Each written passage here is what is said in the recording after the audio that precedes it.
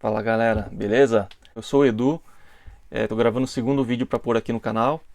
Agradeço a todos que assistiram ao primeiro vídeo, que não foram muitos, né? Mas devagar a gente chega lá, né? O assunto também hoje é sobre Bolsa de Valores, crise do coronavírus. Vamos seguindo essa crise e ver o que está acontecendo, né? Eu gravando esse vídeo para responder uma pergunta que eu já vejo algumas pessoas fazendo, que é: o pior momento da crise já passou? Então a Bolsa parece que ela deu uma estabilizada, né? Se você olha simplesmente ali o gráfico, a gente saiu de 115 mil, foi para 60 e poucos mil, caiu quase pela metade, né? E agora ela está em 77 mil. A gente teve 3 dias aí de altas consecutivas, tá? Então algumas pessoas já estão achando que isso é um sinal de recuperação, ou pelo menos se perguntando se o pior já passou no que se refere à Bolsa de Valores, tá? E eu tenho uma resposta aqui simples para isso. A crise ainda nem chegou na Bolsa de Valores, né?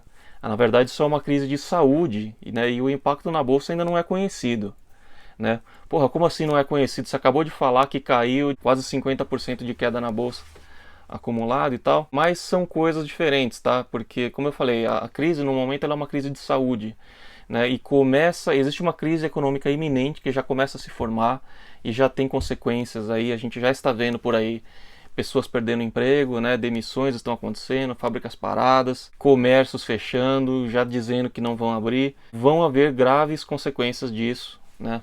Mas ainda não se conhece, não se pode dizer exatamente como isso impacta a Bolsa. Por quê? O que a gente viu até agora na Bolsa é um movimento de pânico, é um movimento especulatório de pânico, que o gatilho, né, para quando começou essas quedas na Bolsa, não foi nem por causa do coronavírus, né, foi por causa da situação do petróleo, por causa de uma guerra de preços que eclodiu lá no final de semana entre Rússia e Irã.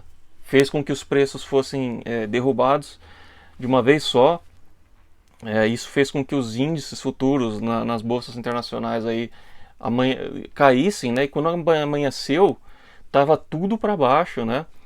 Todo mundo teve um pânico com aquilo. Só que isso já passou, já voltou a uma normalidade ali na questão do petróleo. Só que nesse meio tempo, né, o coronavírus já era uma preocupação que se agravou em vários países, né? A preocupação e o pânico que se espalhou em relação ao coronavírus e a quantidade de medidas de contenção que governos do mundo todo tiveram aumentou muito, né? Teve uma escalada. E aí isso aqui no Brasil acabou servindo como emendou uma coisa com outra. E a gente está vendo agora, nós vivemos o auge da crise de saúde, né? É uma crise de saúde que está se desenvolvendo, né? A crise econômica ela é iminente, mas ela ainda não se apresentou claramente. A questão da saúde, ela vai se estender por mais um período desconhecido, porque os números de mortes estão subindo e vão continuar, os números de infectados também vão continuar subindo. Mas eu não espero que isso se alastre por meses, não, tá? Porque já existem tratamentos que provaram a sua eficácia, né? Remédios baratos, de alta disponibilidade, que podem ser usados para tratar disso. Daqui a algumas semanas os números comecem a ceder, o pânico começa a parar, né? O pico vai ter passado, tá? Mas na bolsa isso ainda não está muito claro, isso não é muito refletido na bolsa, né? Não existem fundamentos que justifiquem nada do que está acontecendo na bolsa do Brasil hoje. Está uma loucura, ninguém sabe qual que é o preço das coisas, não existe precificação de ativos hoje, tá? O que existe agora, nesse momento, é pessoas perguntando: será que a ação X caiu demais? Será que a ação Y agora vai subir? Será que a empresa tal vai ser resgatada pelo governo ou vai fazer uma fusão com a outra? Não existe precificação mais, porque o preço dos ativos estava aqui num patamar, e o preço de um ativo, a gente não pode se esquecer que ele representa o valor de uma empresa, certo? O mercado precificava as empresas aqui, agora o preço está aqui. Qual que é o preço real? Qual que é o impacto real que a crise teve, né? Vai existir uma realidade pré-crise, vai existir uma realidade diferente pós-crise, tá? E ninguém sabe como essa realidade é, não se sabe ainda. A gente só vai começar a ter o primeiro vislumbre do que é isso quando começarem a sair os primeiros balanços trimestrais dessas empresas após os primeiros efeitos da crise, certo? Elas estão parando, tem fábricas fechadas, tem muitos comércios que podem estar fazendo demissões. Quando você tem demissões em massa acontecendo, isso demora para ser totalmente absorvido pela empresa e pelo mercado. tá? Porque não é barato e não é imediato, você não tem a liquidação dos custos de quando você demite funcionários na hora.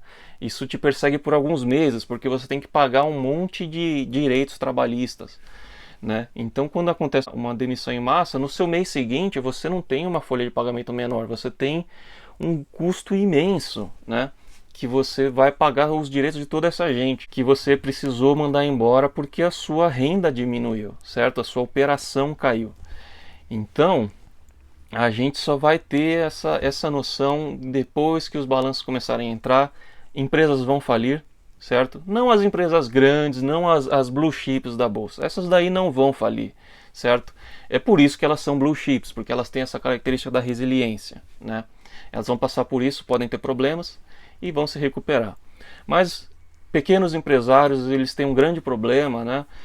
Empresas que trabalham com caixa muito líquido, usam muito fluxo de caixa, podem ter problemas ao ter um total parada nisso.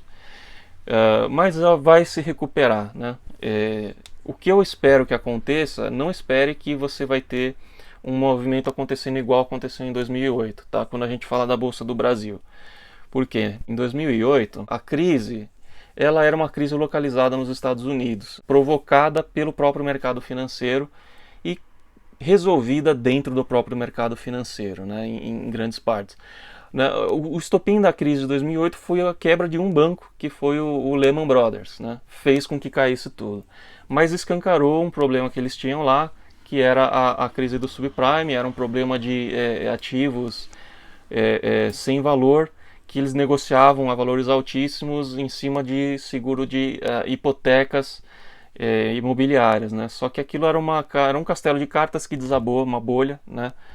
Mas que o Brasil não tinha nada a ver com isso, a maioria dos países não tinha nada a ver com isso, né? Só caíram bolsas no mundo todo porque a dos Estados Unidos caiu.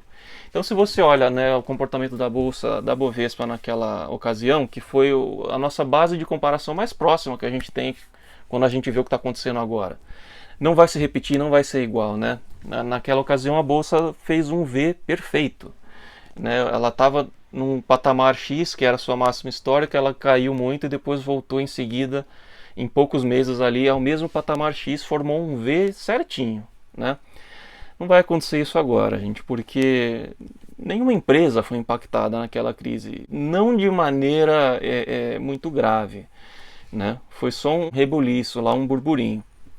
Depois disso, a Bolsa Brasileira começou a cair por vários anos consecutivos, mas isso foi porque outros fatores da economia brasileira. O cenário econômico brasileiro era um momento mais pessimista. Agora, não espero que a gente vá formar aquele mesmo V perfeito, atingir cotações no mesmo patamar que estavam antes. Ele deve se estabilizar pelo meio do caminho e, dependendo do tamanho do estrago que acontecer nas empresas após a retomada aí da atividade econômica, né? E quando a gente começar a ver quanto realmente de dinheiro essas empresas perderam, vai haver uma nova precificação dessas empresas, desses ativos, com a realidade, é o que eu chamo de realidade pós-crise. Vai ser outra, nós não sabemos ainda, nós vamos começar a ver após o primeiro balanço e depois vamos ter que seguir a cada balanço, conforme essas empresas divulgam a verdadeira estado em que se encontram após a crise, né? Isso tem muito potencial de se agravar com uma potencial crise política. Quando acontecem essas situações que envolvem o país inteiro, a política se envolve no meio, né? E a gente já vê aí ânimos se aquecendo no cenário político e tal, e daqui a pouco, eu acho que quando a gente estiver se recuperando mais ou menos uma normalidade da bolsa, né, a crise de saúde já está totalmente superada, a gente já entra em período eleitoral para a próxima eleição, e aí é um outro cenário onde vai saber o que vai acontecer e como é que o mercado vai se comportar, né? Mas o fato é, quem achou que ia comprar ativo barato agora e ficou feliz porque comprou no começo da semana e agora valorizou 10, 15 ou 30%, calma, não se afobe. A semana em termos de notícias vai ser ruim, essa e a próxima e a outra, a gente vai ver muitos casos na mídia e na imprensa, e ao seu redor você vai ver cada vez mais pessoas ficando infectadas. A gente está vivendo esse momento, então tudo isso pode fazer com que o ânimo do mercado mude, e é como eu falei, A gente só vai conhecer o real estrago da crise depois que as empresas começarem a emitir balanços, né? E a gente vê o tamanho dos rombos que ficaram, contando que a gente tenha uma liderança política que, no mínimo, não vai permitir que aconteça o pior cenário, que é o cenário do caos total nas ruas. Eu não acredito que isso vá acontecer, né? Acho que não é uma preocupação que a gente deve ter. Mas é isso, eu só queria dar esse recado, né? Não se afobe com uma queda pequena agora, quando a gente fala que já passou o pior da crise em relação de bolsa. Não, isso vai ter resultados de médio prazo, eu diria, né? A gente ainda não sabe o que vai ser, mas eu ficaria posicionado somente nos ativos onde eu tenho mais confiança, que podem sobreviver a isso tudo e podem ter dificuldades, mas vão se recuperar lá na frente, né? Não tem problema que a cotação caia, que ela tenha talvez um ano de prejuízo. Eles estão preparados para passar por isso tudo e retomar depois no crescimento. Também acho que depois que passar essa crise, vai haver um momento vai florescer novas oportunidades, né? Porque assim, quando uma empresa vai à falência, não vai acabar a demanda pelo serviço, pelo produto que ela oferecia. Então, se vão ter empresas com dificuldades, falidas, algumas, outras que não conseguem operar na mesma capacidade que operava antes da crise, a demanda para os produtos e serviços que as empresas prestam vai continuar existindo, né? E vai ser o momento de surgirem novos concorrentes, né? Ou de reestruturações que aumentem a eficiência, a eficácia das empresas que já estão prestando esses serviços, né? Isso não é um processo necessariamente rápido, mas é uma coisa que acontece, né? E vale a pena estar de olho atento aí para possíveis oportunidades, empresas emergentes, que no período da reconstrução vão ter uma chance única, né? Como a gente sabe que quando vem uma guerra, um período de destruição, sempre tem um período de progresso logo em sequência. E é o que a gente vai ver com essa crise. Vai haver uma devastação deixada pela crise, né? Um cenário pré-crise, ele não existe mais, não espere que você vai voltar para aquilo, em termos de cenário econômico, tá? Não de vida. A vida vai voltar exatamente ao que ela era antes. A nossa vida pessoal, não se preocupe. Mas o cenário econômico, né, vai deixar algumas baixas no meio do caminho e vamos ter novas oportunidades também, como consequência disso, para ocupar os espaços deixados pelas empresas que não preenchem mais o espaço, ok? Esse é o meu recado por hoje. Agradeço a todos que assistiram, espero que tenham gostado. Deem sugestões para mim de outros assuntos. Valeu, galera, abraço.